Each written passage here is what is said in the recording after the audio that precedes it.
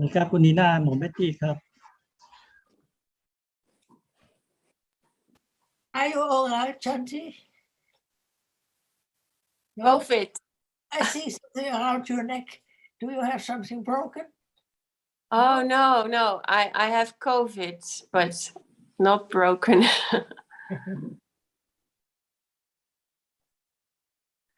COVID has got me. COVID has got you? No? Yes. Oh, how difficult for you, yes. Shanti, do you have many symptoms? What are your symptoms? I had 3 vaccines, but nonetheless, everything. It doesn't matter how many vaccines you had. No, everything is hurting, and my head is full of what we call it cold. I don't know. You and feel throat is hurting a lot, and my intestines. Dhamma is the best medicine, you know? Yes. Yeah. So we better discuss today and then you forget. Yes, wonderful. Thank you. I hope you're feeling better soon. Yes, that's sweet. You will feel I think you have to look at it this way. If you didn't have your shots, the symptoms would be far worse. Yes, I know. I'm happy I did. I think that's the problem. Yes, thank you. Morning, Chanti. Good morning. Good morning. Hello, everyone. Nice. I just heard you, Good Shanti. morning. So you're here for Dhamma medicine. Yes. yes. Morning, Chanti. Good morning, Peter. And aren't we all? Good morning, Jonathan.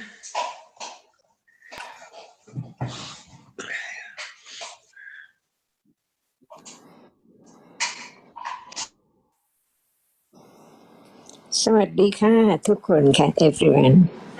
สวัสดีค่ะ สวัสดีครับอาจารย์ครับ Shall we start? Yes, let us start.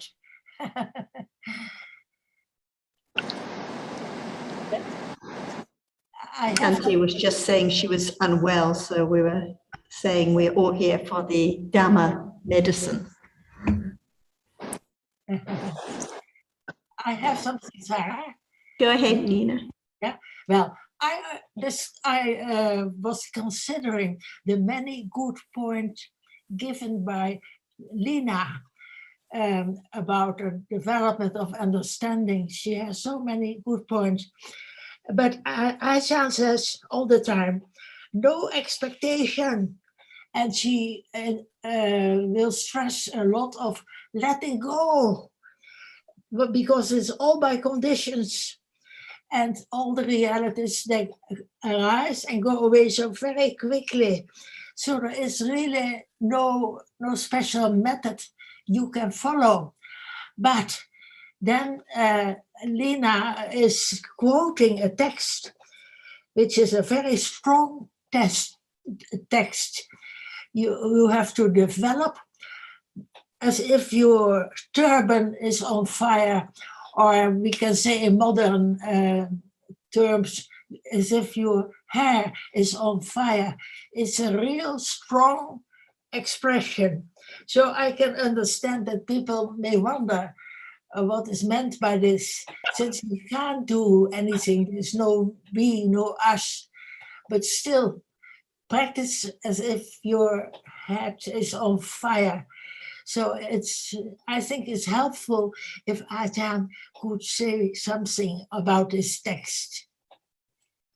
I think that we have to understand what is meant by fire. Fire. See, we just talk about fire, but what is it in truth? Truth is the defilements. It is that which now arises and falls away. Anyone who take it for self, when it's not there anymore, it burns.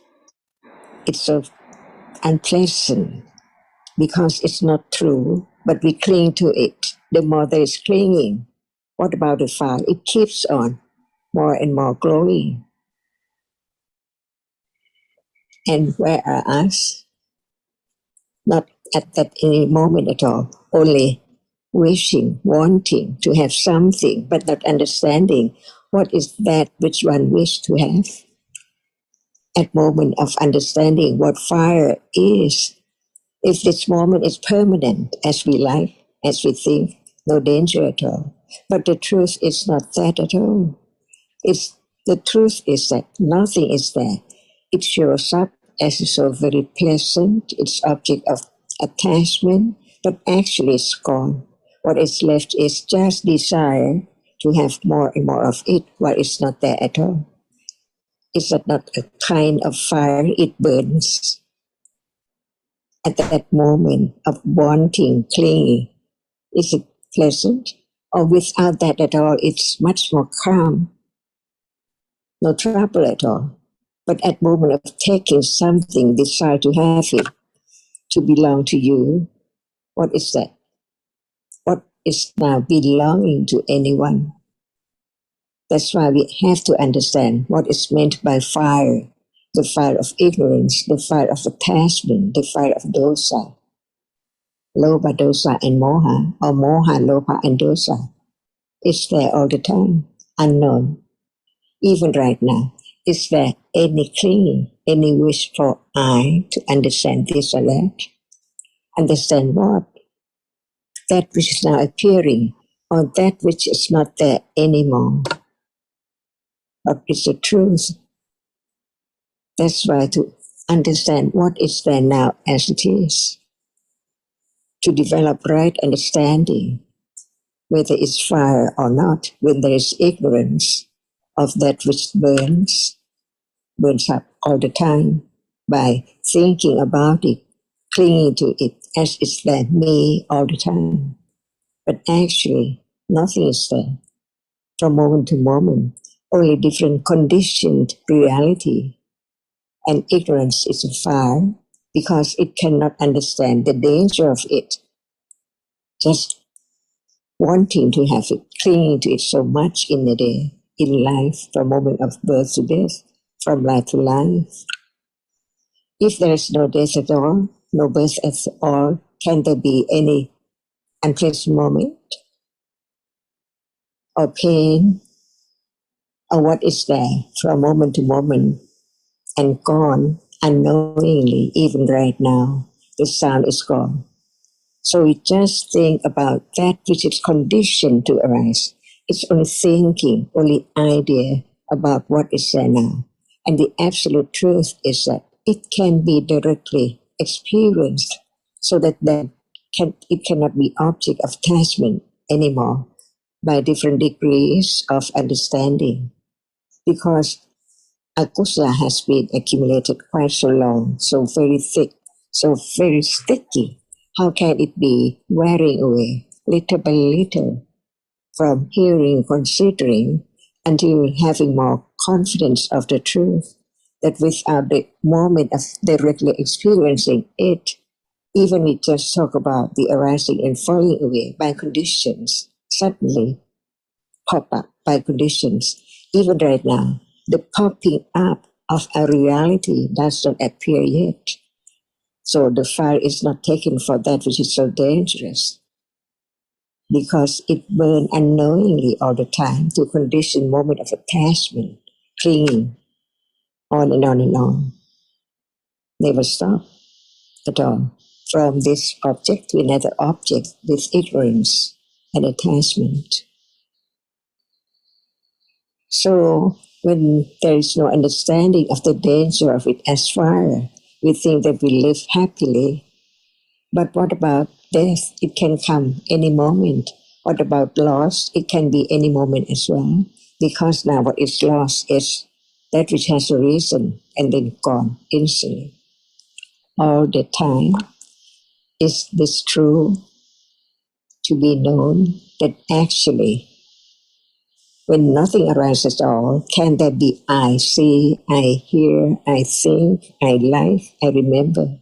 Impossible. So just live with the understanding of the truth until it's so confident that it can conditioned moment of seeing the whole life, yesterday, today, and tomorrow. What are there? Only different realities from moment to moment, unknown to the end, and then begin again by conditions, non-stop at all. No selection, no choice, only by conditions. So there is me now, and there is me now, and there is someone or something now. But in truth, what about after death? And shorter than that, not just the moment of death, what about now? From previous moment to this moment, different ones. Just understanding the truth, and the understanding develop little by little. No one can hurry to penetrate the truth at once, at this very moment, because it has been accumulated quite so long, uncountable, who knows how long. So what about the understanding of this moment? How firm, little by little, to understand the truth. So just live by condition, naturally, and depending on conditions, to have moment of right understanding, a moment of ignorance. When there is right understanding, it develops, because seeing just a moment ago, seeing now, seeing tomorrow, only seeing and then gone. Isn't that true? What about seeing a moment ago, yesterday, and from birth? Never more again, just only very shortly and then gone, unknowingly. And ignorance take it that which appears as something, while in truth, just one moment of experiencing an object. Can it be anything like it appears now? That's why with our very sharp and firm confidence of the truth of each reality when it's there, and by conditions, hearing again and again and again until it lead closer and closer to this very moment. What we are talking about is seeing right now, but no understanding enough of seeing as its condition, and what is seen cannot be taken for things, because just a moment of seeing, how can it be a flower or a being, or what we take it now as soon as we open our eyes, everything is there. But the truth is that as one closes one's eye, where are these things around? Can anyone have it to be object while one closes one's eyes as one opens one's eyes? Impossible. So true, but not enough understanding of the truth. What is what? What is what? What is the truth of what? Right now.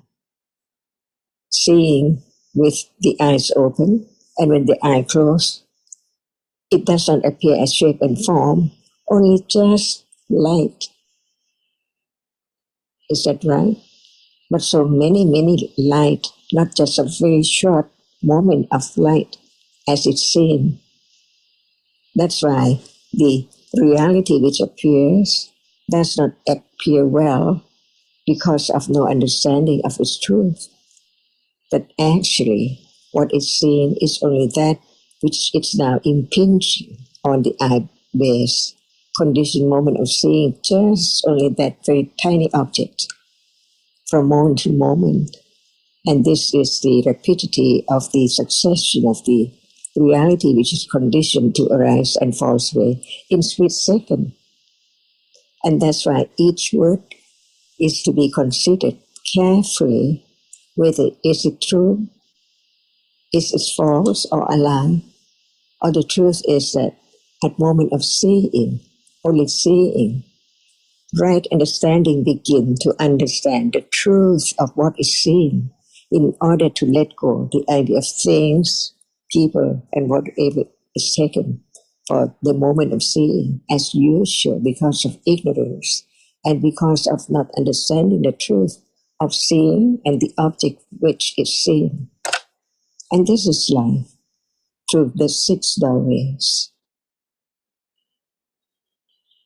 To understand each word of the enlightened one that he has enlightened the truth, and the truth can be known anytime at moment of listening. There are realities which he talked about. The absolute truth of each one. Seeing is not that which is seen, and no one there at all, and nothing there at all. Keep on developing by right understanding itself. Otherwise, what's the use of hearing about what is there as it is, if it cannot understand the truth, the absolute truth? One day, by conditions, by letting go ignorance, which condition attachment, on and on and on, by memory and other conditions, to take it for something in any moment, years and years ago.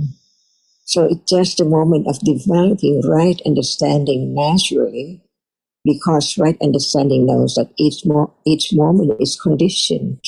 No one can do anything at all, but can hear about it, can think about it. Even the feeling of pointlessness, it can be with ignorance or with panya, right understanding. So all depends on moment of right understanding or moment of ignorance about whatever is there now.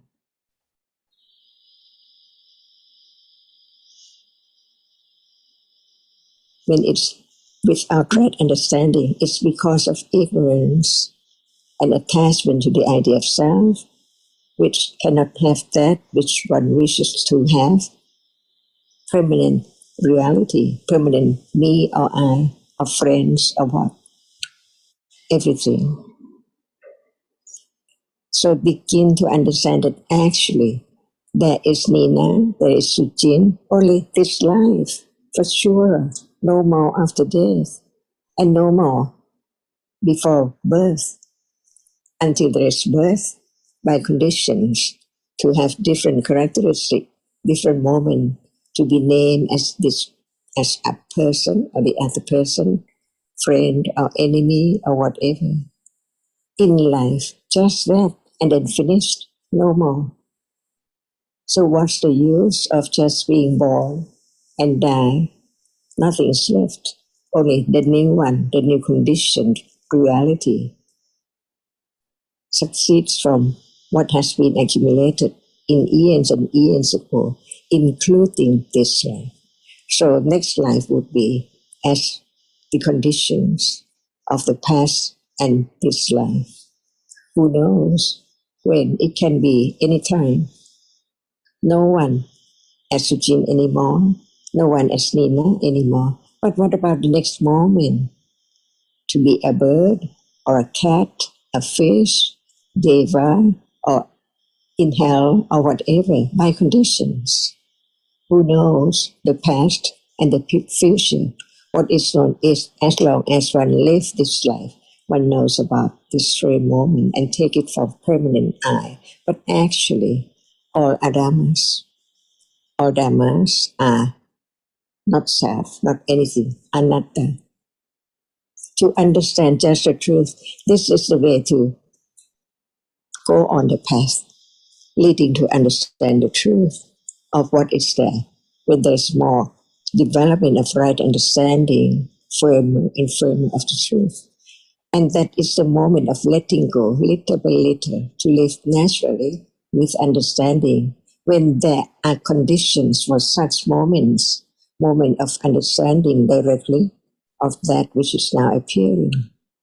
As long as there are conditions for it to arise, it can arise. As long as it not developed enough, it cannot arise by conditions. And this is a very subtle letting go of the idea of self in natural life, common life, daily life. All depends on moment of being conditioned to understand, to think about it, to remember the truth. No expectation what would be next moment at all. Beyond expectation. But there are conditions for everything which will alive one after another. until death and on next life. What is next life? Who knows? But it has to be by the end of this life, after birth moment. It has to be next life, new one. What about the understanding of the truth of this life? It's accumulated to be conditioned for hearing again, consider again, develop the understanding little and little more again and again, until it's time to begin to understand the truth of that which is now appearing, on and on and on, stage by stage, until the reality pop up as no one. As we have heard, seeing is the moment of experiencing visible objects. Visible object cannot be anything at all, because it's just that which can be seen only, and then gone, everything. Seeing, gone, that which is seen, gone, everything is gone right now. Until it's opened up the truth because of more understanding, to open up the truth of that which is now appearing. But avijja, ignorance, is there. And it would be less and less. Not doing anything, but the words are conditioned little by little to understand that which experiences right now. No expectation to be through the body sense or eye sense or nose sense or tongue sense. So the anothernness shows up little by little, little by little, as it is the truth of the stray moment. So the truth is there now, not far away at all. But the understanding is so far because it's not the moment of penetration, the truth, as only one reality through different doorways. No one there at all, just the experiencing from moment to moment through different doorways. Is it true or is that not true? And right understanding develops to understand how deep it is, how subtle it is. Because always forgetting about the truth, because not hearing enough, not understanding enough, no condition enough to directly understanding what is there. But it can be developed from now on, little by little.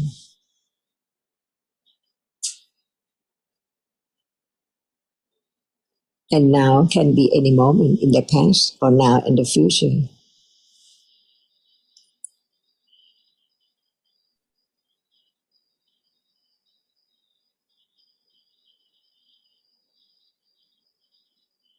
So there is Nina, only this life.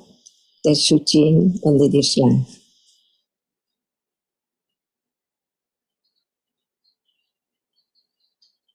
Sarah, Jonathan, how long it will last to be this person. Aitan, it is so helpful that you explain the text like the turban who is on fire, not to take it in the conventional sense, but in the sense of absolute realities. And that is so helpful. We forget that when we read texts like that. And this is the only way to let go the clinging. So that is the moment of understanding the parami, without patience, without virya, without confidence. How can there be a moment of listening again, understanding again, little by little? That's the way it is.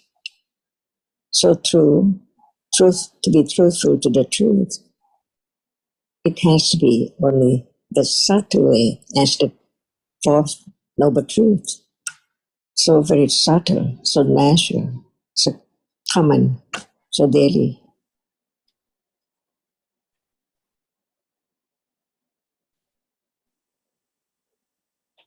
Otherwise, how can there be the understanding of the subtlety of whatever now appears as not it is?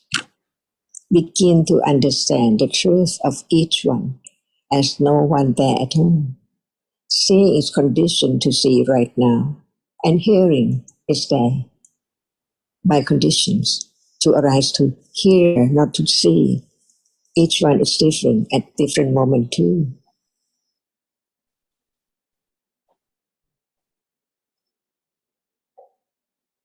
So patience has to be parami. Otherwise, there cannot be the disciple, the errant's disciple at all.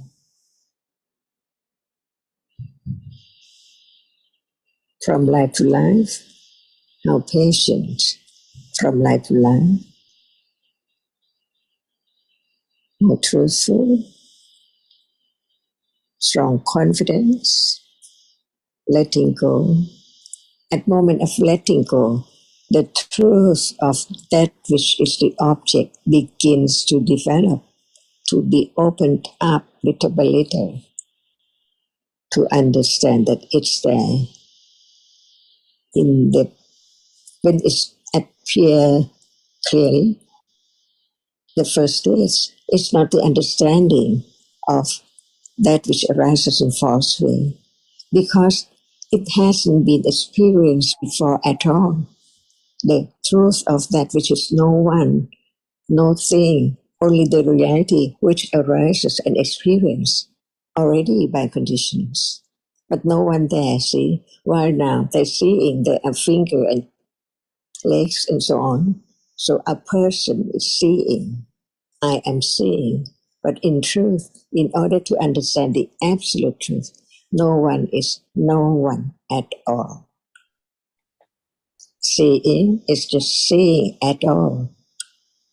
What is seen cannot appear as shape and form because it's only just very short, very so short moment in split seconds of seeing. To understand the difference between the minder and the sensor.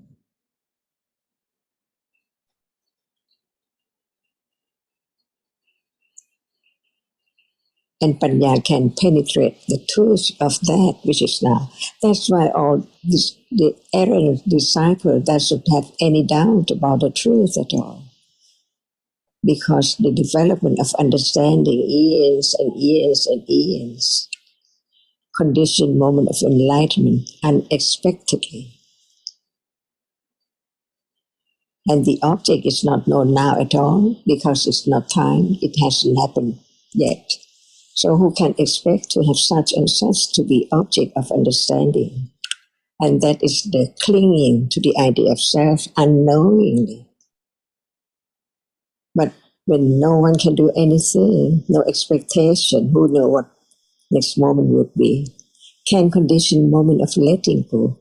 And it begin to understand that which is there unexpectedly because no expect about that at all. No expectation about the object to be next moment. That's why it can realize the truth of the popping up when prajna is strong enough. Nothing can stop the moment of enlighten the truth because even right now it pops up, but no understanding, not understanding enough to know that it's now popping. Different, very short. That's why to understand the difference between each reality can condition moment of understanding this, nothing more, together. So when the next one arises, it can be understanding of that which is different from that which is the object of understanding, from one to one, little by little. Ajahn, we often hear to know the difference between sense door and mind door. And I know you have explained it before, but still, it doesn't have much meaning to me. Is the mind door? It must be, because it's thinking. In many processes too, more than one process of sense thought, is that right? Yes. But when it's not understanding strong enough, what appears is the object of attachment.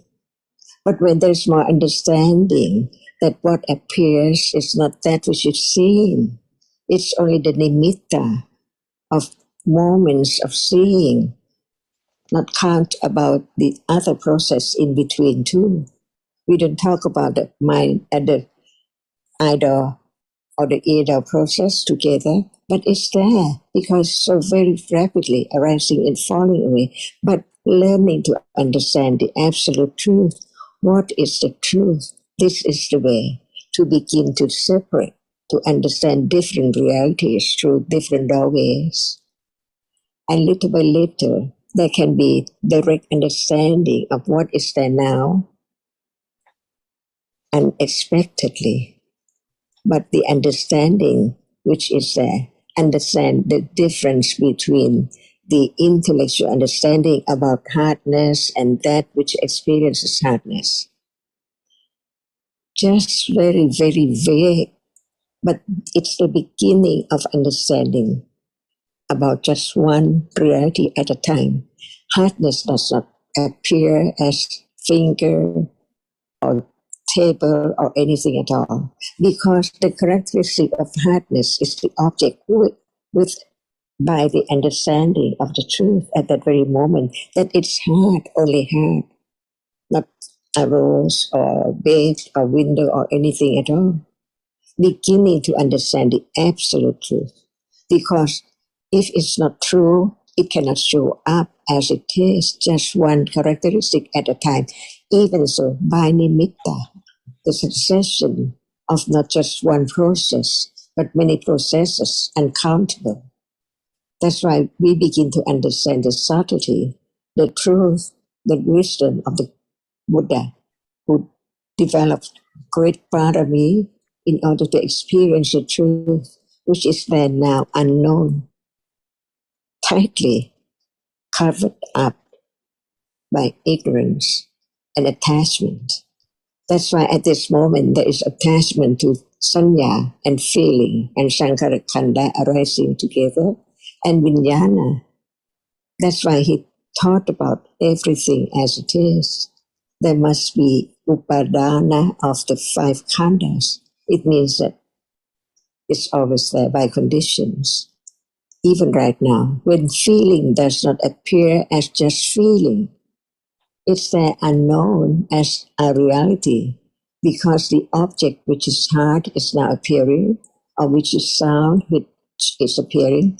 No understanding of that which takes it at moment of feeling. What about the feeling at moment of experiencing sound?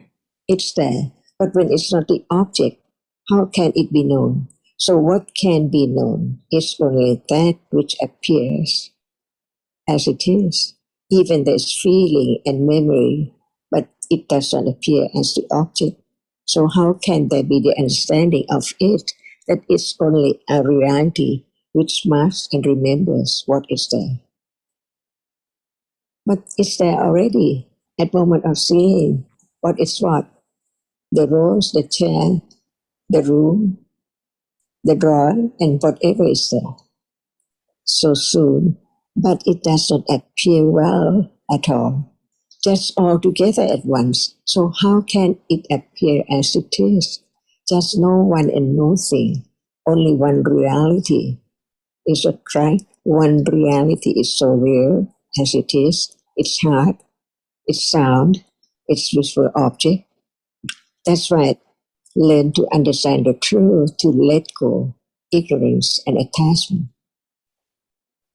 to understand where it is and when it is, at moment of seeing, thinking, and so on, from birth to death, when there's no understanding of the truth of what is there, as that it's not as it is. It's not as it is because the rapidity of the succession of the object, condition, the nimitta of something and people and cat and things all around. So the truth is hidden from life to life, eons, eons, until now, and on and on. That's why just understanding from moment to moment develops on and on and on as eons, eons to understand the truth. One day, by conditions like Sariputta, Anathapindika, they didn't know before that they would become Savaka, the Aryan, but conditions are there unexpectedly to understand the truth by conditions. Because of different conditions, there must be different panya at different stage as Sariputta or Anathapindika and whatever by conditions. To have confidence on the truth of whatever arises depends on conditions. How much understanding at moment of just beginning to listen, just one word. It's not moment of study, quite a long time, carefully enough to let go. The path is already certain. No one there, so no need to do anything at will to try, but to understand that it's there already. Buddha thought about it, different moments, different levels, no matter it's wholesome or unwholesomeness. They're different by conditions. That's why that must be the second noble truth. The second vipassana yam, to let go what is there by conditions. And it has to begin before it's there, so that it can develop so very keen to be such moment to let go, because the object appears to very sharp understanding. Without understanding, how can there be letting go? Because the truth is not just a moment of enlightenment or vipassana jhana. The truth is now, every moment. So one can understand the difference between ignorance and panya, right understanding. Quite opposite. Panya can understand as much as it's conditioned to hear, to understand the word, to understand the meaning, to understand the truth, until it develops from intellect understanding by conditions to instantly, directly understand what appears as not intellectual understanding, but the characteristic which one has learned about it before, conditioned moment of experience with right understanding of the truth of it, little by little. And that is the beginning of knowing, of being acquainted to that which we have heard, that which experiences. It's there, because there's no one and no thing, only that which has no shape and form, and experiences an object.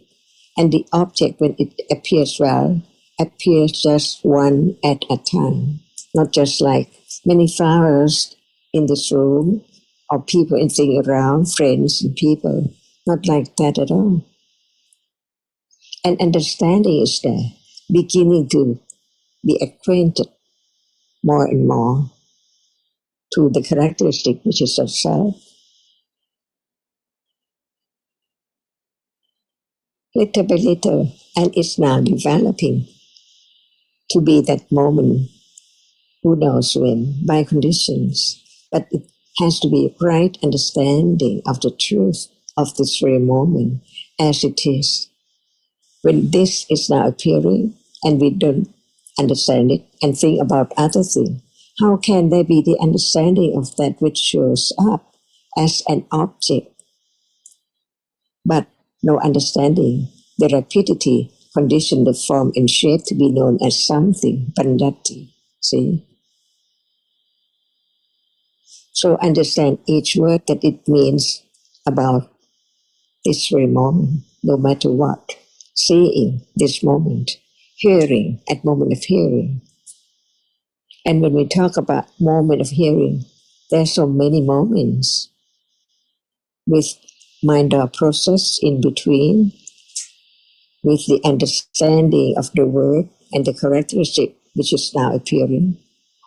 what is so very rapidly arising and falling away begin to show up just one characteristic at a time until it appears as Vipassana Jnana, the first one.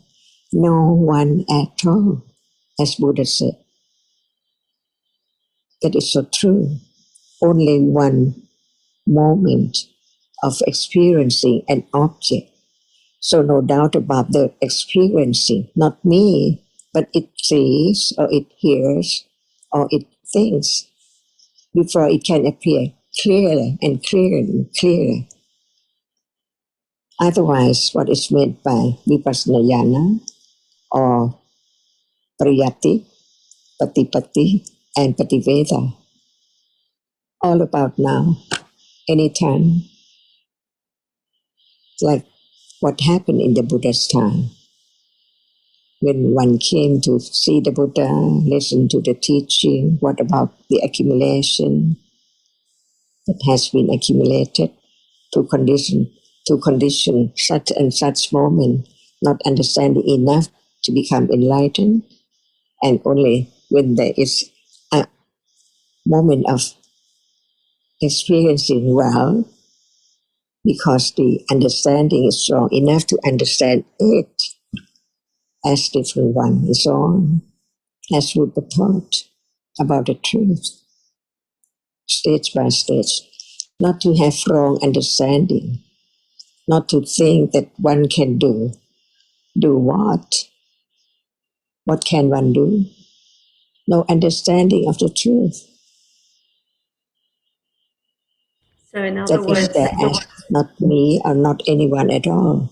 Seeing does not belong to bird or fish or cat or people or deva.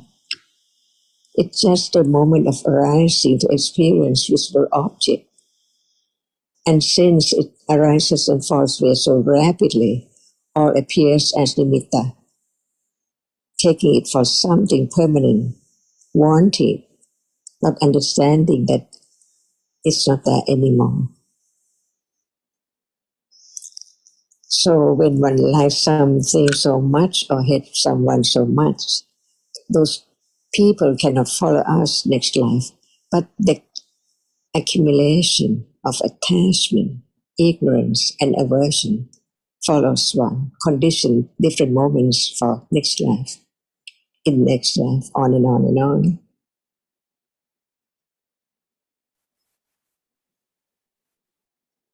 Because actually there's no one, only the accumulation as condition for that which experiences arises to see, to hear, to think, to like, to discern.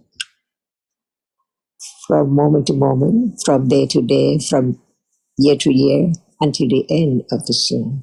No more this person. Even just yesterday, not me now, where were those moments? Yesterday,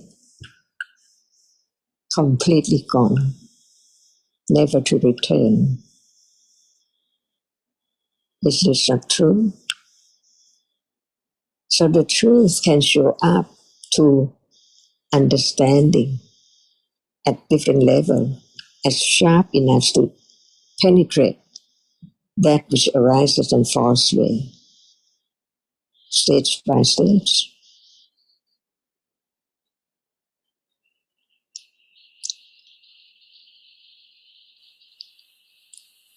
And these are the Buddha, the words of the Buddha, the enlightenment. So compassion for everyone, to consider what he taught carefully, to let go, wrong understanding, ignorance, and clinging.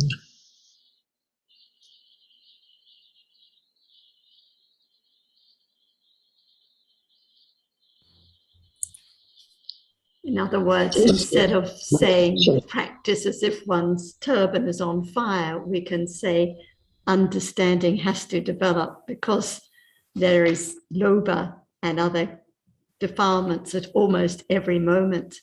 And the greatest lobha is the clinging to the idea of self, the idea of something So this is what has to be, this is the fire that has to be extinguished first by panya, by understanding, but no one there who can practice, no one who can understand. It has to just develop naturally by conditions. Very good, yeah. So the text is so deep, really, but we don't see it when we read it the first time. So I'm really grateful for all the explanations. And the main point is that whatever we read, no one that can do anything at all, no one that can extinguish the fires, no one that can practice, no one that can develop understanding. And on the point about that you mentioned about the difference between sense doors and mind doors, Nina, this is just a shorthand. We say understand the difference between sense doors and mind doors. It just means seeing is one reality that experiences visible object, different from the thinking about what is seen, thinking about the idea of it. So understanding what is the experiencing of the reality through the sense door is different from the countless moments of thinking about the sign, the meaning, the color, the shape, the idea, which is all through the mind door. Yeah, and as shorthand is very good to remember that.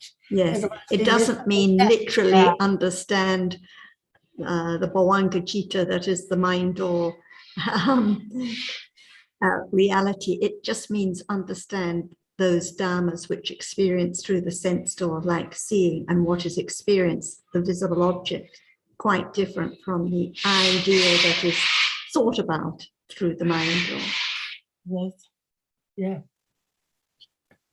And again, no one that can understand the difference, but seeing now is so different from the thinking about the seeing and what is seen. Just as I'm speaking outside here, there's some very noisy parrots on our balcony, but actually it's just sound that is heard. But so quickly there's the thinking about the story of the different colorful parrots on the balcony interrupting what is being said, but only sound that is heard.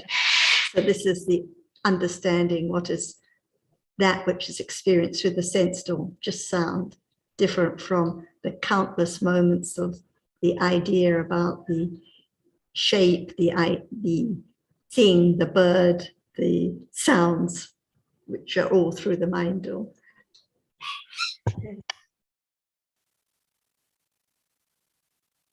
We forget that because sometimes we see a dog and we like the dog very much, and then we think all the time about the dog, but we forget about visible object, forgetful. So we have to hear again many times. Following the story again and again, and like Ajahn said, most of the day thinking about other things, other ideas, other stories, forgetting about realities. But that's natural. It has to be like that. It's not I that can just think about dharmas or do anything. But better to know. But like the person who gives me physiotherapy, sometimes she brings the dog too, and I enjoy it so much and think about the dog all the time and forget that it's only seeing, that's his visible object. I'm quite attached. Dog therapy. What is it? Dog therapy. So it's like in nursing homes, often they take a dog or a pet because people enjoy it so much. But that's natural too. It's very natural. I enjoy it so much.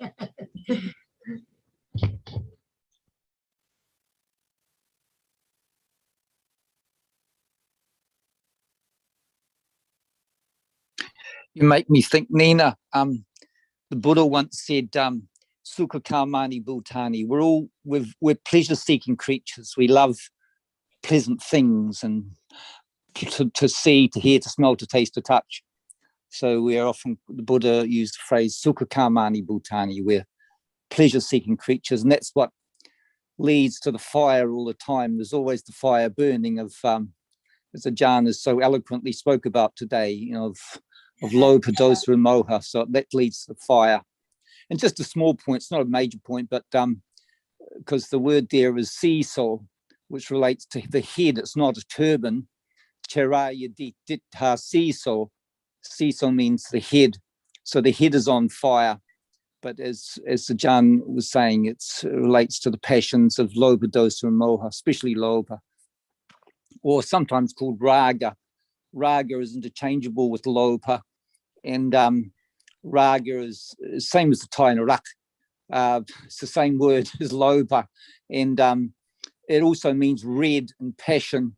It's got can have a much stronger meaning than lopa, raga, but it's essentially the same Chaitasika.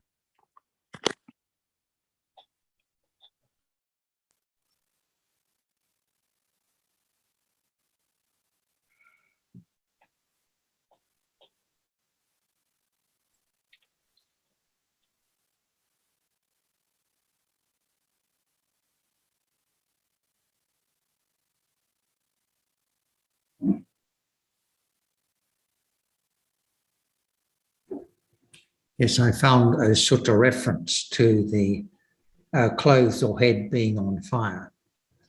And the translation reads like this: the person who gains neither internal serenity of mind nor the higher wisdom of insight into phenomena should put forth extraordinary desire, effort, etc., to obtain both those wholesome qualities, just as one whose clothes or head had caught fire would put forth extraordinary desire, effort, etc., to extinguish the fire on his clothes or head.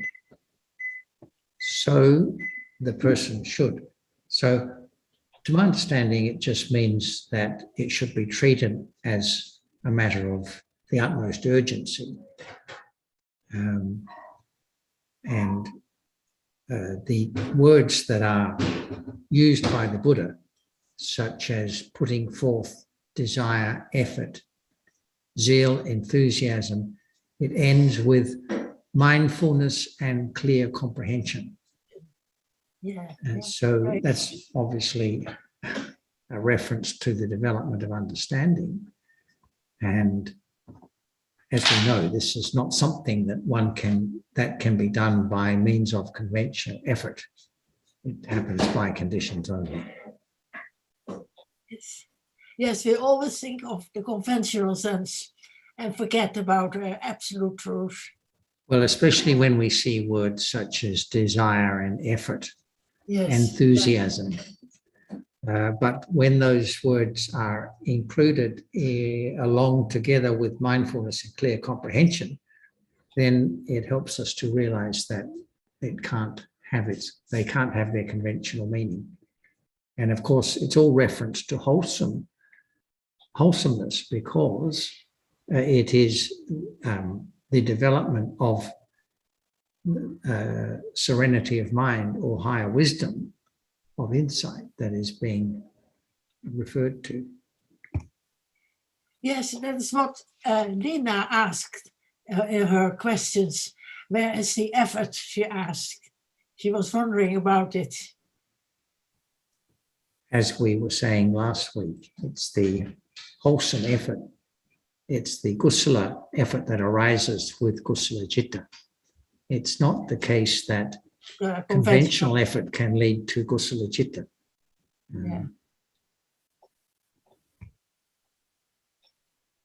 Did I hear you correctly when you said the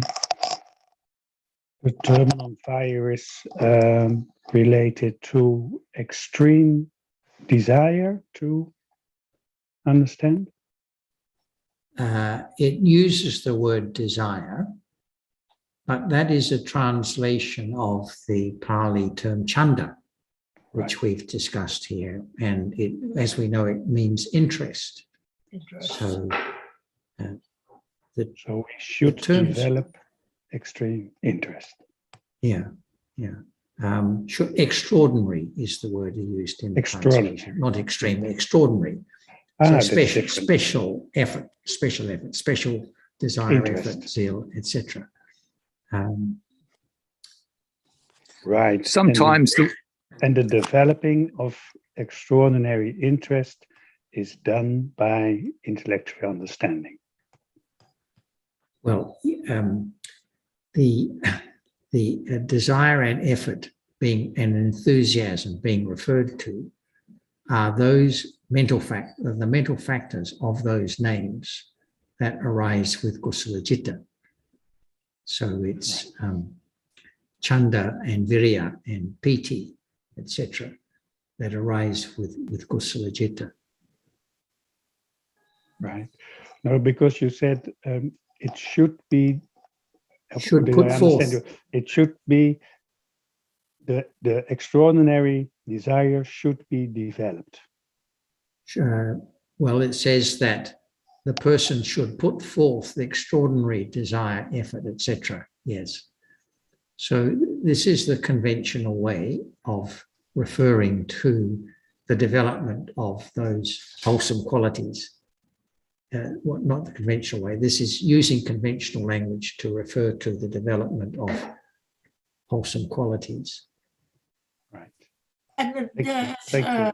the text that like you put your teeth together for extreme effort. Mm-hmm. And that's a text many people have trouble with. To put your teeth together with such an effort. It seems like a bit cramped, but it's not the idea at all. Mhm. No, it has to be understood, in the context of kusala, and it relates also to the word sangwega. There has to be sangwega, which is often translated as urgency, but it's urgency with kusala, and we can see, Nina, how very easily these are misunderstood as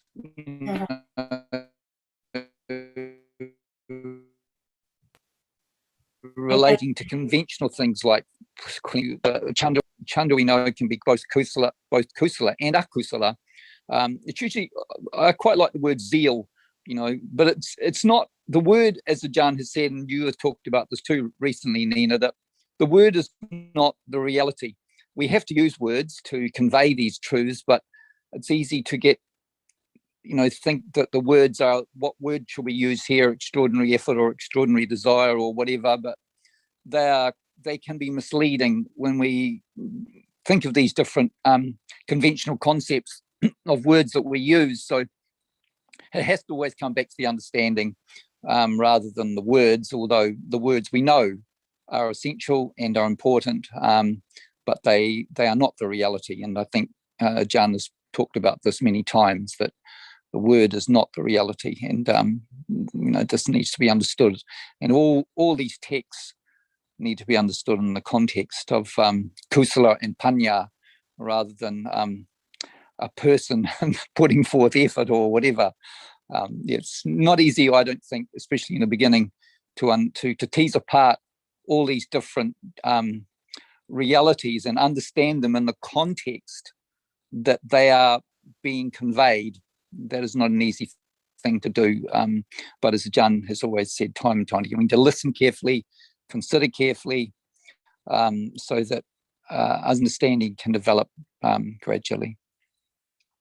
And if I may say something, Nina, I'm thinking about Pandya being an extraordinary Dhamma. I mean, it's rare for Pandya to arise, and it can only arise after hearing the Dhamma, and the Buddha doesn't arise too often. So Pandya to arise is an extraordinary thing. So I guess that when reference to Chanta and Virya, etc., as being extraordinary, it must mean that it's the Chanta conditioned by Panya that's extraordinary. Yeah, I like that, Sukin. I appreciate what you're saying there, Sukin. Thank you for that. And the translation of Chanda as interest is very good, because the commentary speaks also about wish to do. And then it seems that people have to do something but it is in the text wish to do.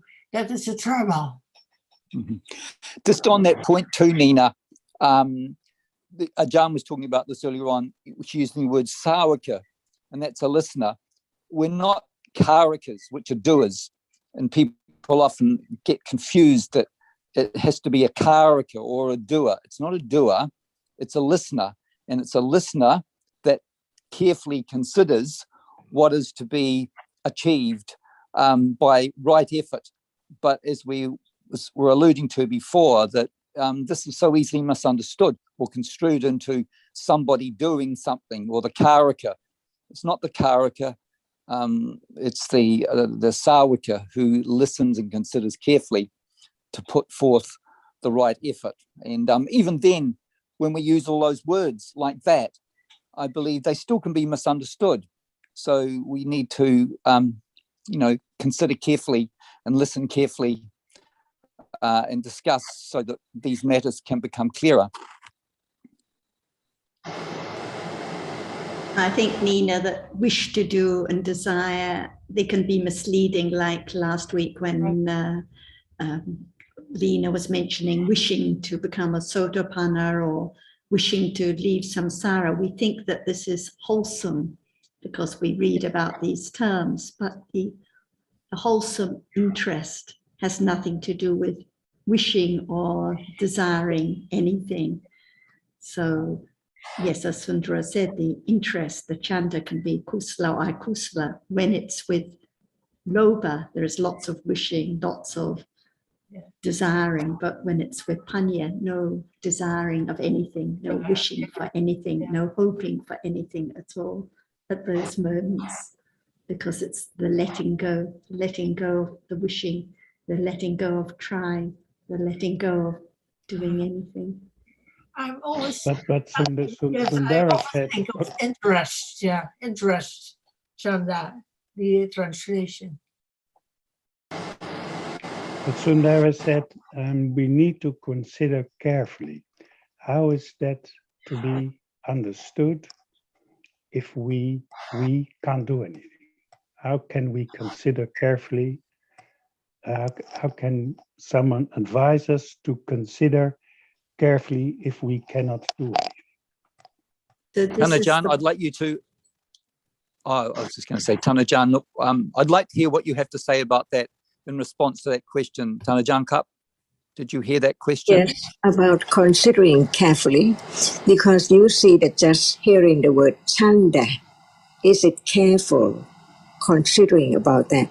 Because many cetasikas arise with a moment of citta, but is there anyone appearing to be known? Because we know that how many cittas do not arise with chanda. Why?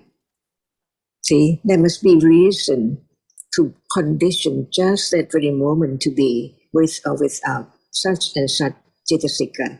So it seems like we understand when we talk about chanda, but the understanding is not enough, because in a day, do we have to try to know this and that, whether it is phassa or sanya or vedana? It's not like that at all. That is the idea of I in a day. But when it's there appearing, there is no understanding if we haven't heard the teachings of the Buddha about it, that it's just a reality different from the other reality. For example, lopa and chanda, they're different.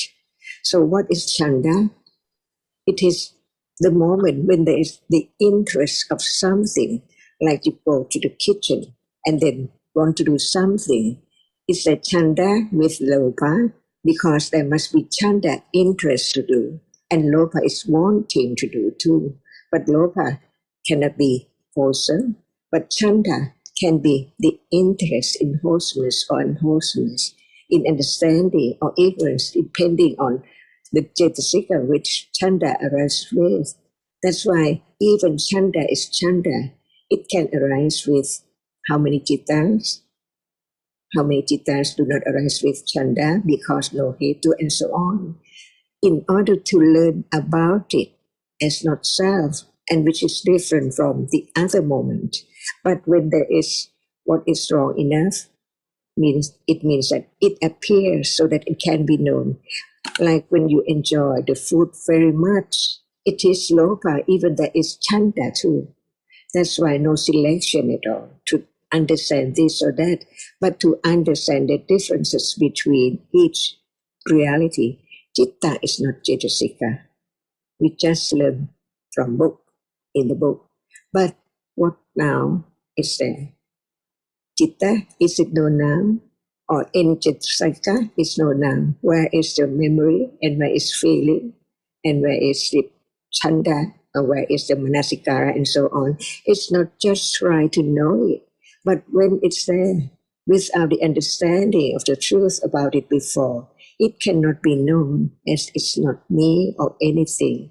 It's a characteristic of a reality which we have learned about it to be known as chanda, just interest, or lopa when we like it very much. But when it's so very, very subtle, like open up one's eye, no chanda, or there is chanda, to open, see, not the seeing.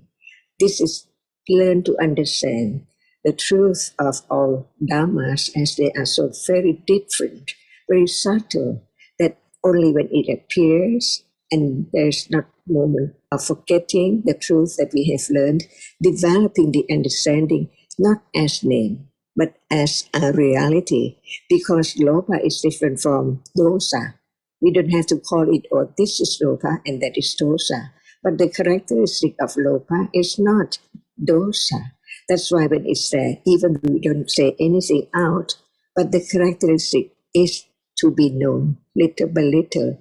It's just a reality, condition. So who can not have it arise? Impossible. Why? It's already there by conditions.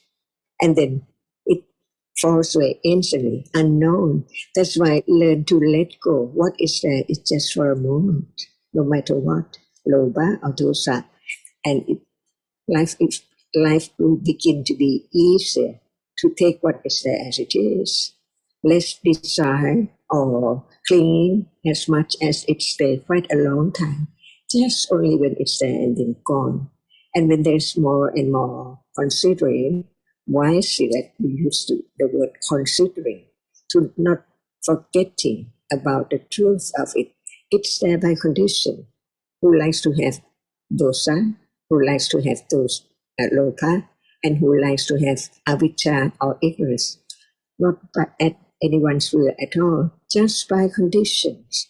Everyone wants to understand what is there now, as one has said, impossible. All depends on careful considering what is meant by conditions, and what are conditions to understand that what is there as it is, little by little.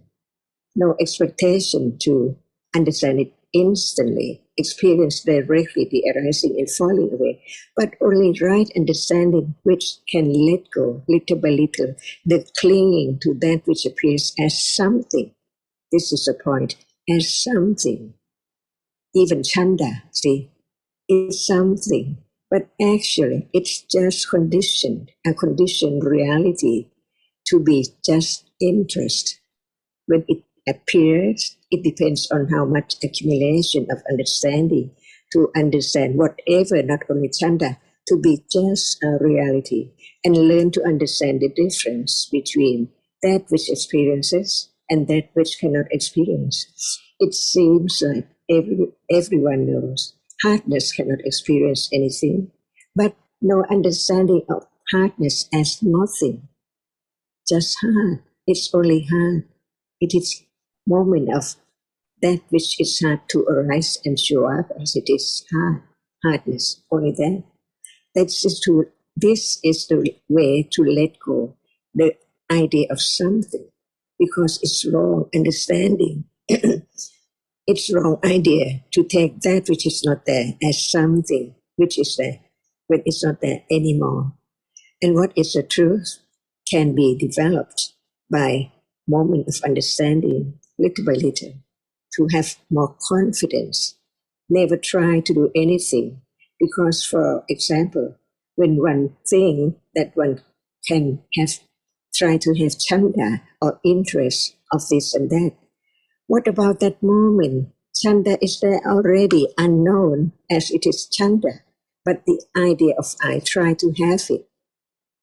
So there can be wise considering about what is there, as whether it's I still there, and it's very, very subtle to let go the idea from whatever is there when it does not appear as it is. Appears well only to right understanding, which can understand it as it is. For example, right now, what is seen is not the object of understanding as it is. From remembering this, there can be moment of begin to develop the understanding, the truth, only of that which experiences and that which appears as not self, little by little. And this is the only way, the fourth path, which is very, very subtle, because it is the real satya. Otherwise, how can there be less and less clinging to what appears as something very, very desirable, as it is flowers, beautiful color, and so on. But actually, when there is the understanding of just it's seen and then it's gone. So is it wise to take it for something permanent and want to have it when it's not there anymore? Just live to understand the truth of what is there as conditions just to be there, very shortly and then gone, forever, never to arise again.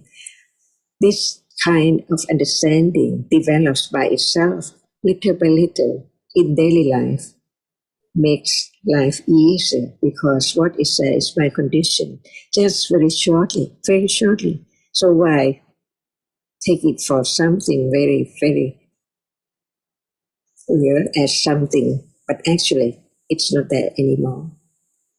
It just is seen and then gone. It's seen and gone. It's seen and gone in truth.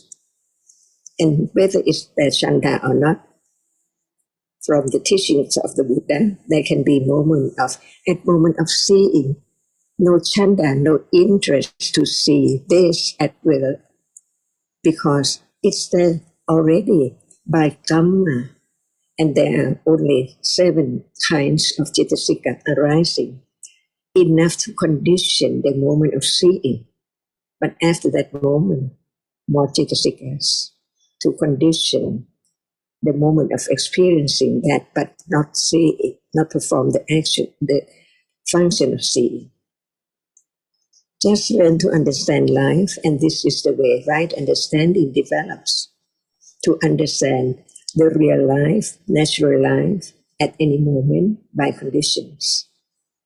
This is the way, the subtle way to let go, the clinging to the idea of self and wrong understanding, which takes things permanent as something. When it is something, it's permanent. But when it's nothing, it's not there anymore. After it's saying no more, but they can be thinking a lot about it, this life or dislike. But what is there? The accumulation of life and dislike and ignorance. But the thing is not there to be the object anymore.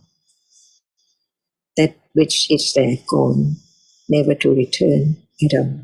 So the clinging clings to other moments, taking it for permanent, on and on, with ignorance. That is why right understanding develops from wise considering, wise consideration, whatever is there, to understand the truth of it as much as its condition, and it will get stronger and more confident when there's more understanding and letting go what is there in life by conditions, even right now. So instead of thinking that I'll try, I'll have interest, what about is there interest now to be known that it's not me, no one can do, it's there by conditions. That's why learning about what Buddha taught, to understand the absolute truth that not everyone can understand as him at all, or as the wisdom like Sariputta and other disciple in the Buddha's time. Each moment is different by conditions, no matter how much citta arising. Each one is different by conditions. Even right now, no matter in Holland, Thailand, Vietnam, or anywhere, all are conditioned realities from moment to moment to learn about what is there. When it appears to be known that we have learned about it, about Chanda, when Chanda is there, interest in something, see, it cannot, it do not have to be very great pleasure, but just interest, a little interest, and that is interest. But when it's strong desire, it's not interest, it's attachment.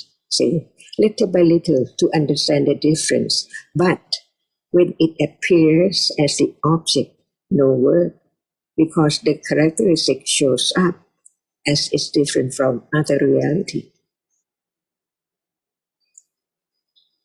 Yes. But there can be thinking in between, see, by conditions.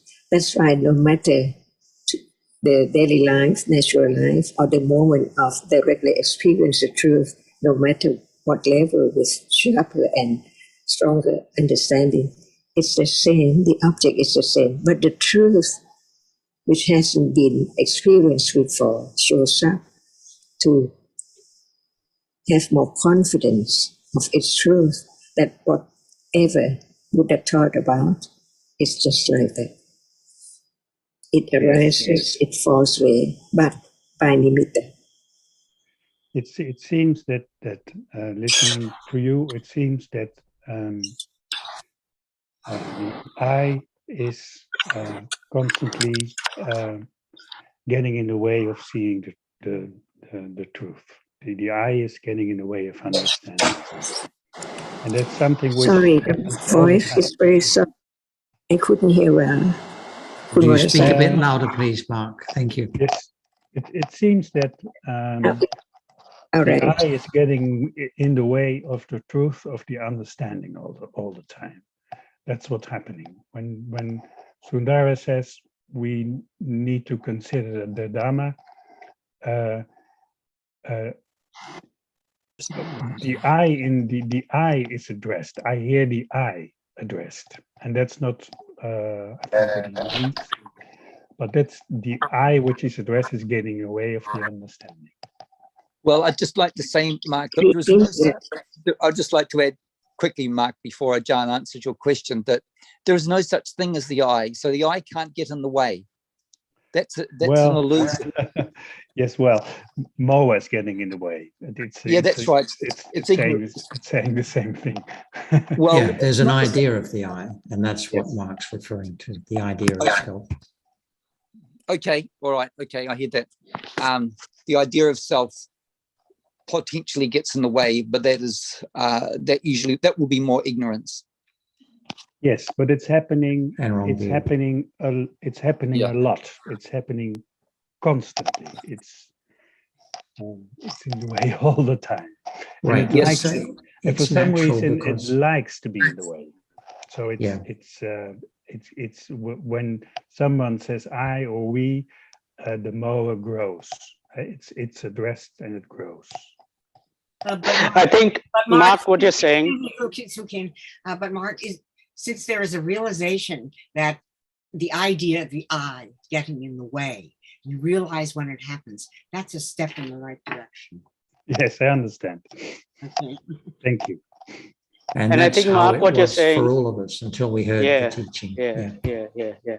And I think what you're saying is that actually the I is the obstacle itself. It is wrong understanding. And it is when we hear the Dhamma, if it's with wrong understanding, then it's not going to be, it's the opposite of right understanding. That's what you mean, getting in the way, I guess. Yes, you're right. Yes.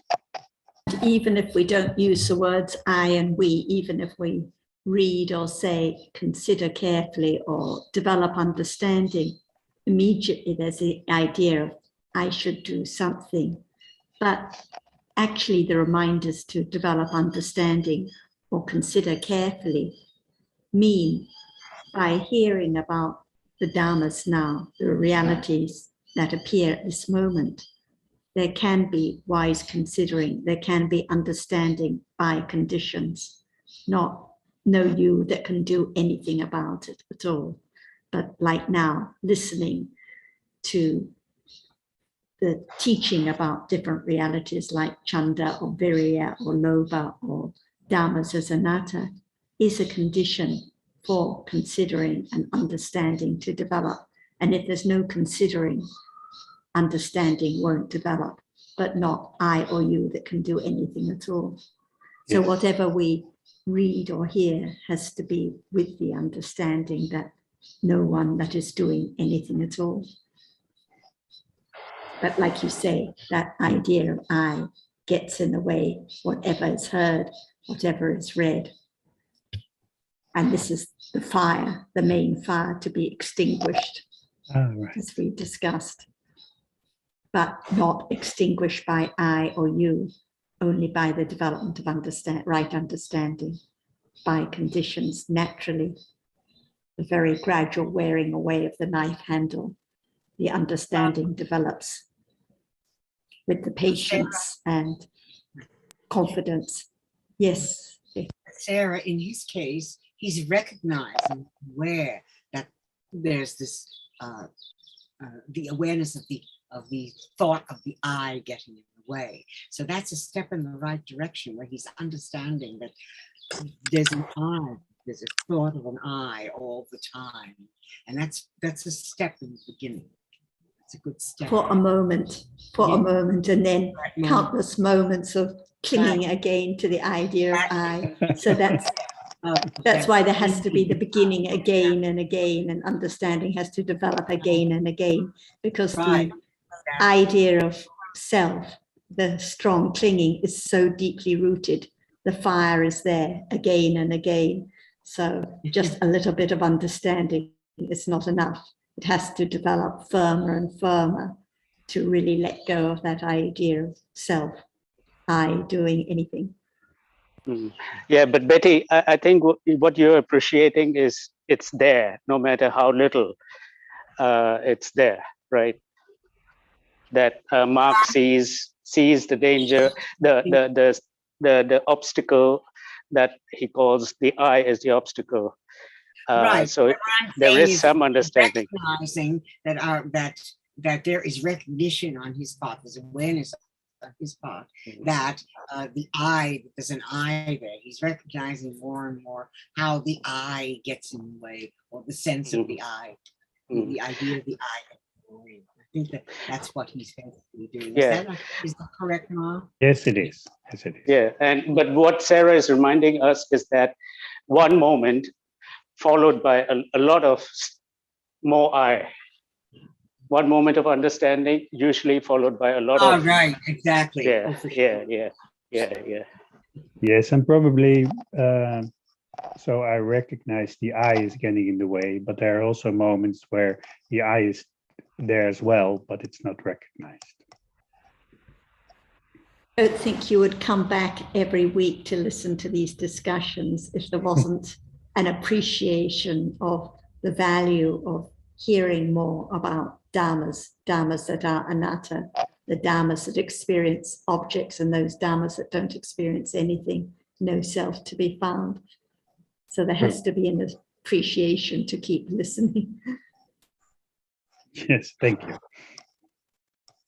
There is a lot. A lot, but never enough. But yes, well, all by conditions. I have one question I want to ask. This come in my mind. I want to ask that when we have made kindness to a people or animal or whatever, we have the object is people and living being and all that. But I want to ask is that from we learn from Dhamma, if the Panya understand it, is actually only just Dhamma and all that. There's no one actually, no thing, no self, just only unlimited uh, reality. And Satipathan, the direct awareness, and the Pativeta, the understand penetrate to the truth. When Panya understand that it's all just Dhamma and all this, no one, no nothing, how would this lead to have more metta? Because you are metta whom when there's no one actually. Jangkup, Tana Yes. Jangkup, would you like, please, would you answer that? If there is no reality at all, can there be something or someone or anything or anyone? No, there can't be, Tanajang. That's why at moment of metta, what is the absolute truth to be known? Not to just be calm, but to understand the truth at that very moment.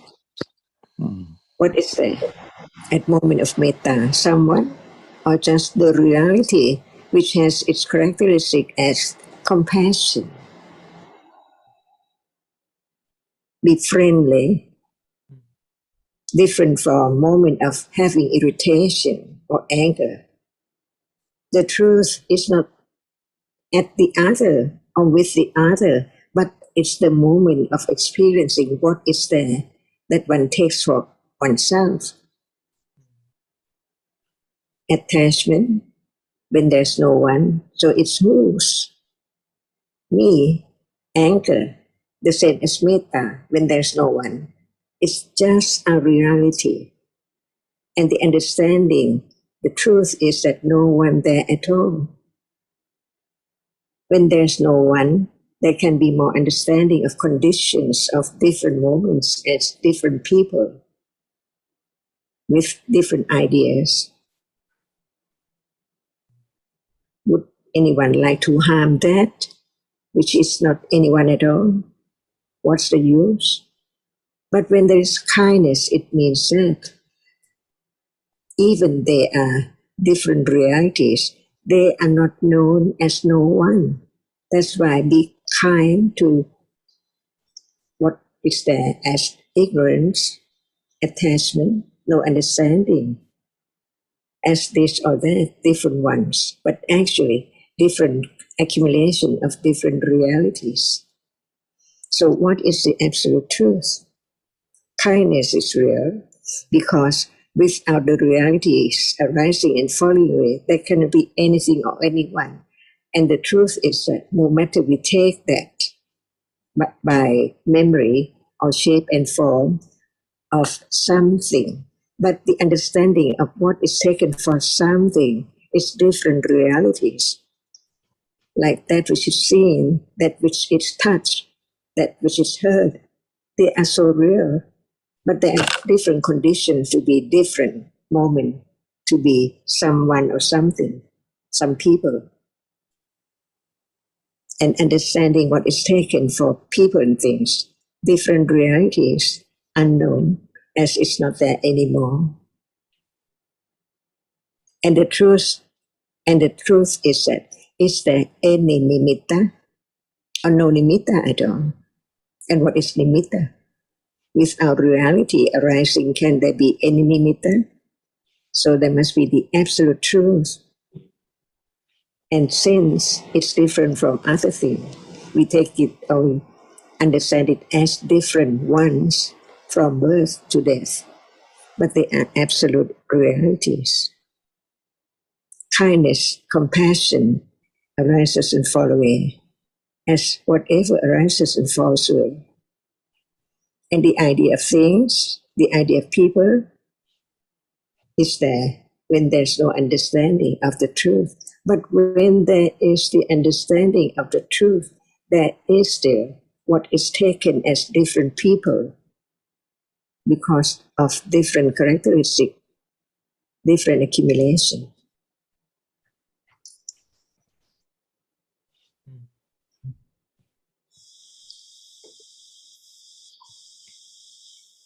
Tanachan, Yeah. Yeah. Living being and that which cannot experience, are they the same? But it has to be concept of living, because you know that there's chitta and whatever. So it's just like conventionally, this is human, this is bird, this is or whatever person. But the truth is, they just Dhamma actually no one, and I'm a bit lost there. When you realize the truth, do you still want to kill something when it arises in false way by conditions? Because that time I have metta is there, but it's Metta cannot harm anyone at all. It cannot steal, it cannot kill, it cannot tell a lie. Stage by stage. yeah. And had you the different moments, so moments of metta, thinking of the others with kindness, and afterwards there can be understanding of the reality of metta, just a Dharma, not my metta, different from when there's attachment or irritation, for example. So understanding the value of metta as kusala Dharma to be developed, so different from the clinging or the irritation, is how the development of understanding conditions more of what is good, more of what is worthy, by understanding its nature, not mixing it up with clinging as usual. So the development of satipatthana, the development of understanding, leads to the development of all kinds of kusala, because there is the understanding of those dharmas as they are, not as belonging to me, and more understanding of what is wholesome as opposed to what is unwholesome. And what we call a being is just a label for citta, cetasika, and rupa. So it depends on one's understanding whether there's the idea of a being in the sense of wrong view, having wrong view about the existence of a self or something, or understanding, or neither, just attachment or thinking about as a concept. So the way that we the kind of emotions, if you like, using conventional language for the emotions one has towards other beings are different from the emotions that are held towards inanimate objects, because we know that only a being experiences pain and suffering and joy and pleasure and so forth. So conventionally we say people, birds, and all that, but we know actually all are ultimate reality, all are dhammas. But conventionally we speaking. Just different Yeah, accumulations, different tendencies of attachment, different tendencies of unhappiness, happiness, pleasant feeling, unpleasant feeling that we refer to as this one or that one. So understanding more about the nature of realities conditions more metta to anyone regardless, because they are all different accumulations. Yes, so the idea of a that is being, conditioned by ignorance and so on. the idea of a being may or may not involve wrong view. Those who have understanding of the true nature of realities don't have wrong view, but still use the expression of being and still think of having compassion or loving kindness and still have feelings towards the other individual, but without taking the individual as having existence ultimately as an individual. Yeah, so basically, And like, yes, go ahead, please. I was just going to say, Haji, that as John was saying before, at the moment of understanding, there is those three kusala hetus of alopa, adosa, and amoha. So there is no desire to harm or to hurt. So there must be, at those moments, harmlessness, we can say, towards whatever, there must be, there's no thought to harm at those particular moments.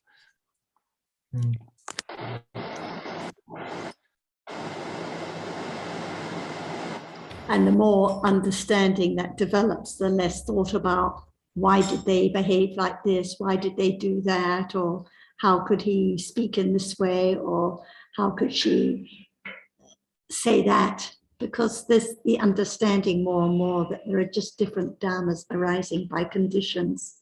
So this leads to greater tolerance, greater understanding, less Like clinging. yes, like when we saying that angry person about that's in this, but when they're saying it's just Dhamma, then gone, it's foolish to get angry. Right. Yeah. What is one angry at? Yeah. Just the And it's, sound that is heard and passed and we away. don't appreciate the danger of anger at those moments either. You know, it's pointless and it's dangerous. It's contributing to the fire. We can all know this intellectually, but the important thing is always to apply, to develop the understanding, so these dhammas can be appreciated more and more.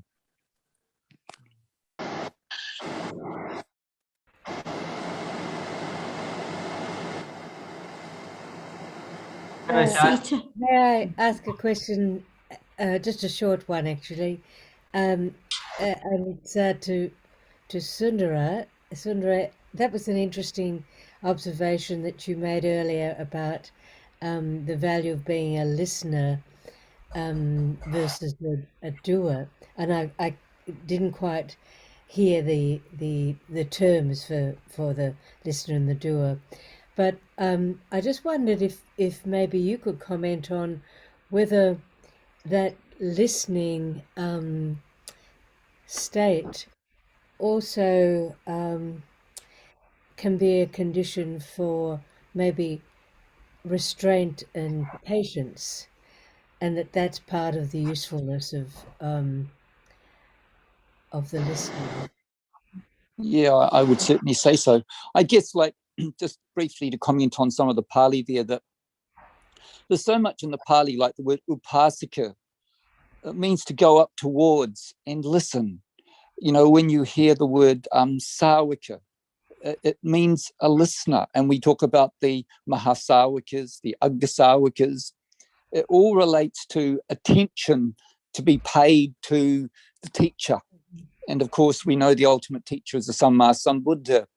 But I like also, you've reminded me, Maeve, of this idea of, the Muni. This was spoken about. The Muni, the Buddha was called a Muni. And this is etymologically related to the word mouth. And it was usually attributed to silence. The wise one is more silent. He is much more inclined. He does not argue with the world. He does not, there's no sense of conflict with the world, with the wise one. So I like that point you just alluded to earlier on about listening and silence sometimes, because it truly has a place, especially in terms, I remember it was Ashanti who brought this up with, she mentioned she noticed Nina sometimes was silent when there was a degree of perhaps conflict within the group. And I always think that's the mark of the wise person. They are often silent. They do not contribute to the fire, which is often raging around everybody. And it's often in that sense too, you know, the word Muni, the sage, the wise one, who stands back, metaphorically speaking, and does not engage in the fire, does not engage in the conflict. Instead, there's a lot of wisdom that can be. We know that just because somebody's silent, it doesn't mean to say that they're wise, but it certainly can be sometimes. That saying we have in English, silence is golden. Yes, silence can be golden, and it's often something that we can all benefit from. But yeah, getting back to a point with Sawika, it's mentioned all the time, and I remember Lena's name is Aggawal or something like that, and it's meaning, of course, the top. You know, the Aggasawikas, they're the top, they're the cream of the Dhamma. The people like the Sariputtas and the Moggalanas and the there are so many of those Kassapa, There are so many of those great, Aggasawakas who have considered very deeply and penetrated the Dhamma at the highest level. That is why they're Agga, and actually that's where we get the word concentration, which is ekaggata. Ekaggata means actually the top or the point, one pointedness. So agga, it's the very the peak. But yeah, so agga can mean the agga sawaka is the peak, the best of the sawakas, the ones who have, you could say, paid the most attention to what has been said and penetrated it at the highest level. And I think, Maeve, that seeing the value in listening can be a condition for having the patience to listen more. And also, of course, it's important to know when to listen and when to ask a question, for example, or make a comment or seek clarification. So it's not silence as such. It is, No, it's not passive. right.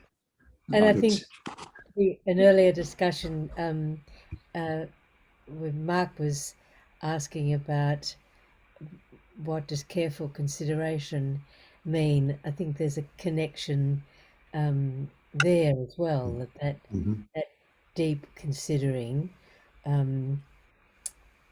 Yes. And it's the considering that happens because of the interest in the subject matter, having heard the explanation. Yes. Thank you. Thank you all. I was just saying too, Maeve, the other word that I used there was a karaka, the doer, and people often get confused. I think there's something to do, but we've we misunderstand the Dhamma when we have this idea of a doer or a karaka. The word is, I just think it's always valuable to consider the word sawaka, what it truly means.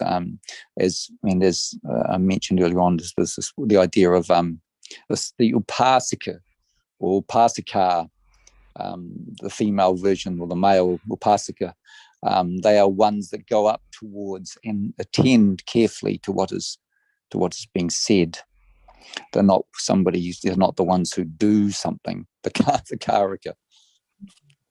But the old commentary repeats very often, no karaka, there is no doer, which I find so good. I think that's what prompted me to ask about the element of restraint, actually, Nina, that it seems to be a non-doer involves some kind of restraint and the understanding connected with that. No self who's doing anything. No. Yeah. No method that you can follow. I think restraint is usually used when one is inclined to do something wrong, when one was inclined to unwholesomeness, but then withholds from that. And that is the exercise of restraint at that moment. Yes. But being patient to listen, for example, doesn't necessarily involve restraint if there is appreciation of the value of listening, if useful words are being spoken, for example. I would think that it's, I think you were wondering whether listening would promote restraint or patience. I think it's more the other way around, that I the do one too. with patience is able to listen. Yes, I agree. But it all comes from appreciating the value of the Dhamma, doesn't it? That one wants to, appreciating the value of hearing useful things from another.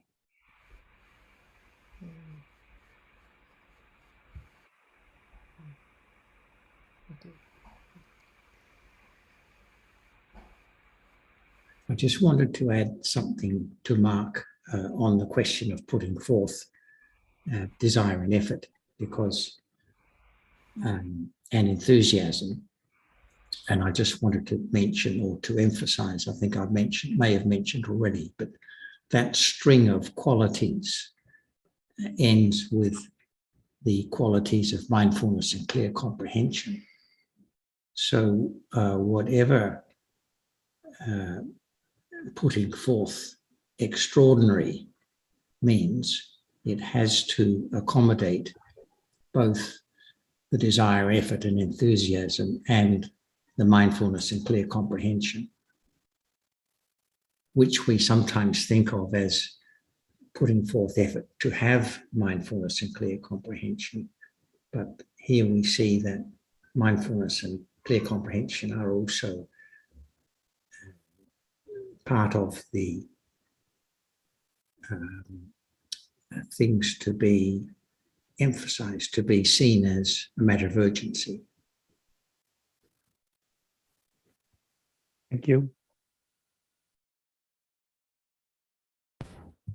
I just wanted to ask Sita if you have anything, any comment or anything you would like to ask about Sita, because you've been listening very patiently for a couple of weeks.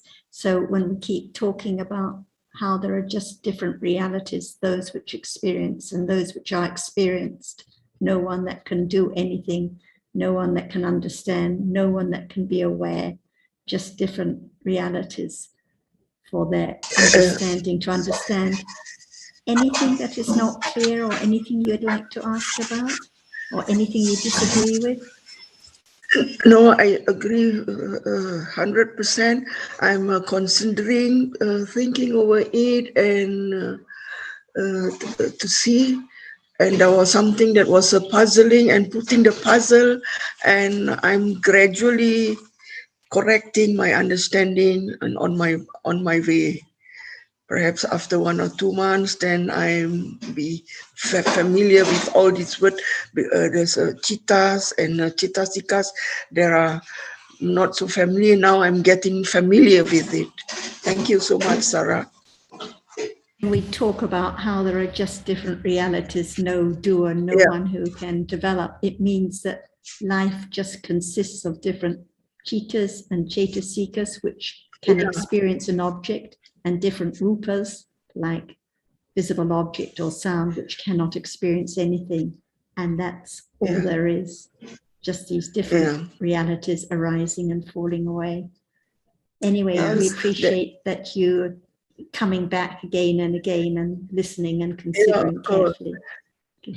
There was one thing that I'm shouldn't. That's where, like, is sometimes when I'm okay. I was just, when Sarah was referring to you, Sita, feeling so much joy and respect for you,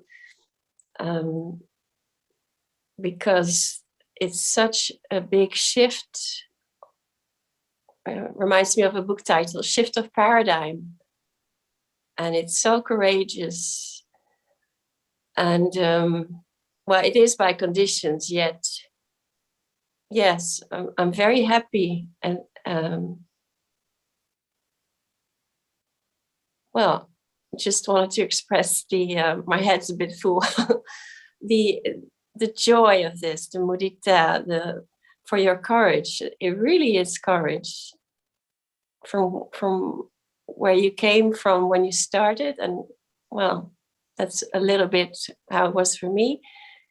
But it's very, very much seen, very much appreciated.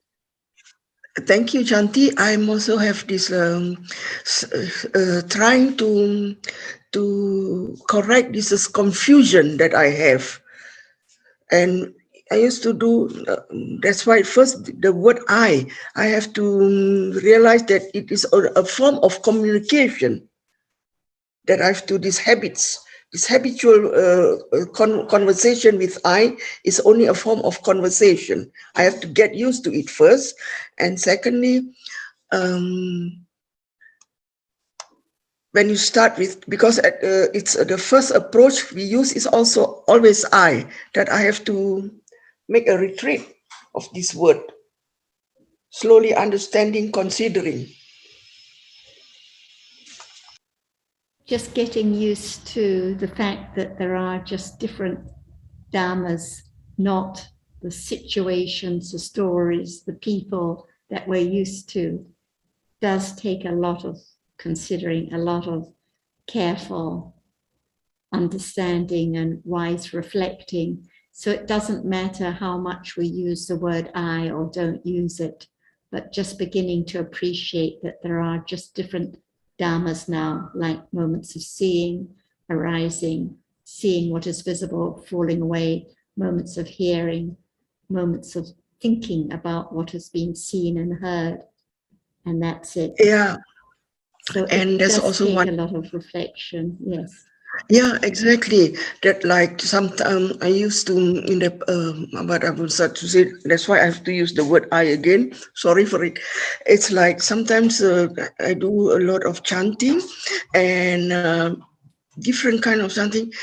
So with this word I have to see the one that I chant now in another view, that I have to change my view, that if I chant this one, I have to see the attributes of Buddha, the 9 attributes. And instead of understanding the qualities. Well, we can't say Buddha, we have to. We can't say we have to, because we can say that that's something to that in time can be understood. Okay, that's why this the word I have really to get used to this habitual word. It's for me is a form of communication, and you have to think over it. How you formulate. Well, I'd encourage you not to be too worried about using I and me and you and he, because they are just normal matters of speech. So it's not the use of the term that is the problem, but it's the understanding that arises, or lack of understanding or wrong view that may accompany it. And the Buddha used conventional speech, and the Arahants use conventional speech without having to think about it, because there's no more, but without any unwholesomeness. But for us, it's different, of course, because we are not enlightened beings, and so there will still be akusala, and including wrong view in conventional speech. But the important thing is that the development of understanding has to be natural, not forced. So if we try to use conventional speech in a different way, that wouldn't be natural, would it? Yeah, thank you so much. Yeah, thank you. And John, that would be the problem of I trying to speak in a different way. Right. Yeah, thank But thank you so much. I was just thinking too, Zita, Sita, when you're talking about the 9 qualities, because when we do chant those, iti piso, bhagawa, araham, samma sambuddho, etc., when there is moments of understanding, there is a tribute being paid to the Dhamma, which the Buddha taught. So I think it's important for the path to be developed, and then there can be that real tribute being paid to the Buddha. Rather than perhaps, I'm not saying we do things by our different accumulations, but when we do that, when we pay tribute to those 9 qualities, we can do so at a moment of understanding by attending to the Dhamma carefully, and that's where we pay true to tributes to those 9 qualities that the Buddha reflects. Thank you, Sundara. Thank you so much. Add, that I found some words that it's a real tribute of you to the Buddha I mean, what I sense is that there's so much flexibility, not holding on to fixed views, what I notice with you, and so little dosa. I mean, for me, it's the opposite. And absence of dosa and not holding on to fixed views is a real tribute to the Buddha, which is arising for you, which should be appreciated. It's beautiful.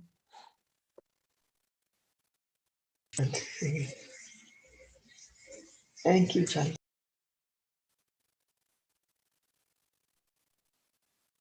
So we don't have to chant or repeat about the 9 qualities, but by beginning to consider carefully and understand a little bit more about dharmas, there is a little bit getting closer to the qualities of the enlightened ones, which is what those 9 attributes refer to. So it's actually only through the understanding at this moment there can be a little bit more appreciation. Thank you, Sarah. Yeah. Anyway, you've just got a few minutes. I don't know if Irajan would like to add anything more before we finish. I want to say something, Sita, when you were talking about 9 qualities, but have you ever heard that Buddha says, who sees Dhamma, that person sees me? You know him. Yeah. Yes. Yeah. Yeah. We know him through quality of him, not that by seeing and all that. Yeah. Yeah. Thank you.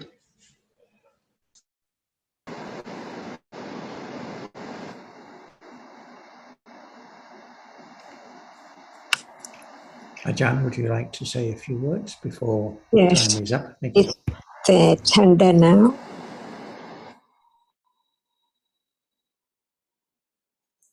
See, we have heard this word, but what about this moment? Is there chanda now? Good How reminder. can it be with, yes, please. No, please go ahead, Tanajan. I was just saying, I really appreciate your reminder because you bring us back to the reality that of Dhamma. I always, and I know many others do too. So please continue, Tanajan. Sorry. That's why I think that we are used to understand the meaning of the word, but not understanding the characteristic of what we heard as just it's not anyone at all. For example, we understand what is chanda. It's the interest, no matter in what, cooking, dressing, or what. It's there as not attachment, lopa, because lopa cling. And even at that moment, there is what Buddha taught about how many realities are there, but it's not known yet until hearing more about it and understand that no matter it's lopa or chanda or dosa, they are not self. They cannot be taken for anything because they are there only shortly and then gone. Otherwise, there must be clinging to what appears as something. But when there is more understanding of the truth that actually there are different realities arising to be together and form up the idea of something. But in truth, no matter what kind of rupa, the body or the tree, it can be chopped up, breaking down into just very tiny reality, which is hard or hot and so on. So where's the eye and where's my leg and where's my possession or where's what? Impossible, because it's not that anymore. Even it appears as nimitta. That's why we understand how much ignorance about the truth. But without hearing and considering the truth at all, no way to understand what is there in life from moment to moment, in samsara, non-stop. But after hearing, there can be a moment of understanding the truth, to have more confidence, little by little, and have the understanding of no thing from the very beginning, even it's so vague, not so clear, but the idea is there, implanted to develop on and on with more wise considering or careful considering about what is heard, one reality at a time. For example, citta, see, at moment of experiencing an object, no time to think about the word, but the characteristic which experience is there to be known as is different from like, anger, or chanda, or lopa, and other reality. Each has its own characteristic, but they are there together. But when nothing appears as object, how can there be the right understanding of that which does not appear? So only there now, what appears is that which can be object of understanding, little by little, not at will, but by not forgetting that it's that which can be known. Even we think about something else, but not understanding what is there at moment of thinking is useless. That's why we have to understand what is meant by the absolute reality. It has its own characteristic, its own function, and we cannot understand them clearly all about it. But just begin to learn about the absolute truth of life, that actually no one. This is the beginning of the development of understanding. So what is there can be object of understanding clearer and clearer, little by little, from listening, intellectual understanding, pariyati, to conditioned moment of patipatti, to conditioned moment of pativeda, that can be realized because Buddha had realized and he taught about the way to develop the understanding to realize, to let go the idea of self or things which has been accumulated so long that it cannot be letting go at once or just in a short time, but it develops little by little. And this is the subtlety of the truth of what is Dhamma. And this is the teaching of the enlightened one. Not, it does not belong to anyone at all, not me or mine or anyone, but it's so true only to Panya, which developed to the degree that it can realize the truth because it's so true right now. It has a reason by condition. It falls away because the other reality appears so soon, very quickly, after the other which has fallen away. And this is life, never change. It has to be by its own way. No one can change the truth at all. So just develop the understanding of the truth as long as there can be a moment of hearing and wisely considering about the truth. And that is a great patience of Parami with other Parami too, to be truthful to the truth. And that which understand is not me, but it's what we call panya, or right understanding. Without hearing and considering carefully, how can be the understanding of the truth that seeing cannot be anything else? It cannot be hearing, it can be like or dislike. So it's there only when it appears and then gone. So can there be I? Because seeing is seeing and it's gone. Everything just appears and disappears. Sunyata and anatta. There can be more confidence of the truth of what is there now, little by little.